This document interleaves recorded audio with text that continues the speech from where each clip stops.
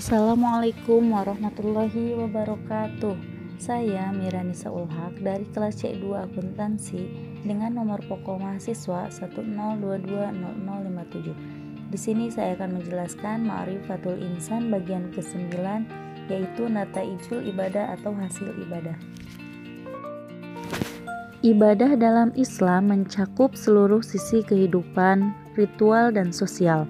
Hablum minallah dan hablum minannas, meliputi pikiran, perasaan, dan pekerjaan. Ibadah disebut benar manakala terpenuhi dua syarat, yaitu ikhlas karena Allah dan mengikuti aturan syariat.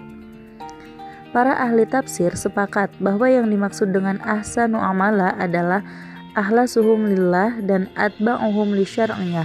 Semua ibadah yang diperintahkan dalam Islam bertujuan untuk membentuk manusia menjadi takwa.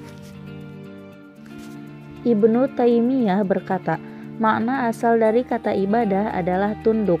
Namun, ibadah yang diperintahkan oleh syariat adalah perpaduan antara ketaatan sempurna dan kecintaan yang sempurna. Ibnu Qayyim mengatakan bahwa ibadah adalah gabungan antara ketaatan dan penuh cinta yang sempurna. Maka yang taat kepada Allah tapi tidak cinta kepadanya, maka ia belum dikatakan beribadah. Dan yang mencintai Allah tapi tidak taat kepadanya, maka ia belum dikatakan beribadah kepada Allah. Ibadah yang sahih akan menghasilkan dan melahirkan sikap dan perilaku yang positif dalam kehidupan sehari-hari yang menjadi bekal dan pegangan dalam mengemban amanah kepada Allah. Khususnya tugas dakwah. Ibadah yang benar atau al-ibadatus salimah akan membawa pengaruh-pengaruh yang positif pada jiwa. Di antaranya, 1. Semakin teguhnya keimanan atau al-iman. Di antara cara menjaga dan meneguhkan keimanan tersebut adalah dengan melakukan perbuatan baik atau ibadah dan amal soleh. Maka, semakin banyak beribadah akan semakin teguhlah keimanan kita kepada Allah Ta'ala. 2. Semakin kuatnya penyerahan diri dan ketundukan kita kepada Allah Ta'ala atau al-Islam. Di saat kita melakukan ibadah, hakikatnya saat itu kita sedang melakukan kristalisasi kesadaran diri terhadap keagungan Allah Ta'ala dan banyaknya nikmat yang diberikan olehnya kepada kita. Maka semakin banyak beribadah akan semakin kuatlah syukur kita dan semakin berserah dirilah kita kepadanya. Sebagai muslim, kita pun memiliki keyakinan, semakin kuat komitmen ibadah, semakin kuat pula dukungan dan pertolongan Allah Ta'ala kepada kita.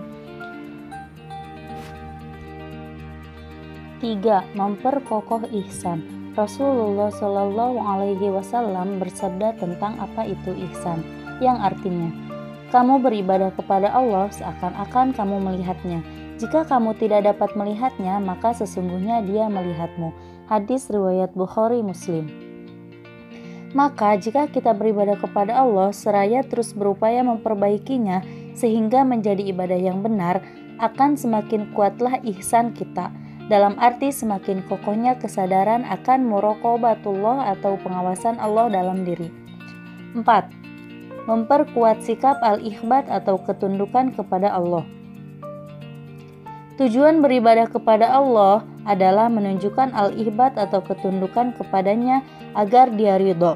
Maka dengan ibadah yang benar, al-ihbat akan tertanam kuat dalam diri kita. 5. Meneguhkan tawakal kepadanya. Allah Ta'ala berfirman dalam Quran surat At-Tolaq ayat 3. A'udzubillahi minasyaitonirrajim. Bismillahirrahmanirrahim. Wa may yatawakkal 'alallahi fahuwa hasbuh. Yang artinya, dan barang siapa yang bertawakal kepada Allah, niscaya Allah akan mencukupkan keperluannya. 6. Melahirkan al-mahabbah atau kecintaan kepada Allah Ta'ala. Salah satu tuntutan ibadah kepada Allah adalah lahirnya al-mahabbah kepadanya di atas segalanya.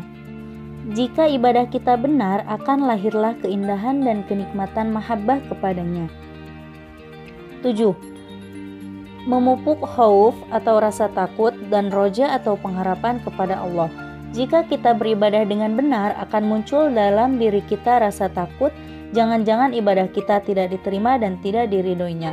Meskipun begitu pun, akan senantiasa memunculkan roja atau pengharapan terhadap kemurahan, pengampunan, dan kasih sayang Allah Ta'ala. Khauf dan roja ini hendaknya tumbuh seimbang dalam diri seorang muslim. Jangan sampai khauf menyebabkan manusia putus asa dari rahmat dan ampunan Allah, dan jangan sampai roja menyebabkan manusia menganggap remeh ancaman dan siksaannya. 8. Menumbuhkan sikap at-taubah kepada Allah Ta'ala. Menurut bahasa, at-taubah berarti ar-ruju atau kembali. Sedangkan menurut istilah, taubah adalah kembali dari kondisi jauh dari Allah menuju kedekatan kepadanya. Atau juga berarti pengakuan atas dosa, penyesalan, berhenti, dan tekad untuk tidak mengulanginya kembali di masa yang akan datang. Sarana untuk kembali dan mendekatkan kepada Allah adalah dengan beribadah kepadanya. Maka jika kita senantiasa beribadah kepadanya, akan tumbuhlah suasana taubat dalam keseharian kita. 9. Membiasakan ad-du'a atau menyeru, memohon kepada Allah. Nabi SAW bersabda, doa adalah inti ibadah. Hadis riwayat Tirmidzi. Jika kita membiasakan diri beribadah kepadanya, maka akan terbiasalah kita menyeru dan memohon kepadanya.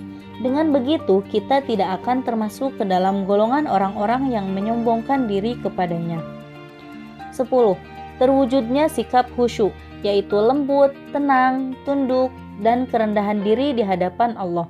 Secara bahasa, khusyuk berarti as-sukun, yaitu diam atau tenang, dan at-tadzallul, merendahkan diri. Sifat mulia ini bersumber dari dalam hati yang kemudian pengaruhnya terpancar pada anggota badan manusia.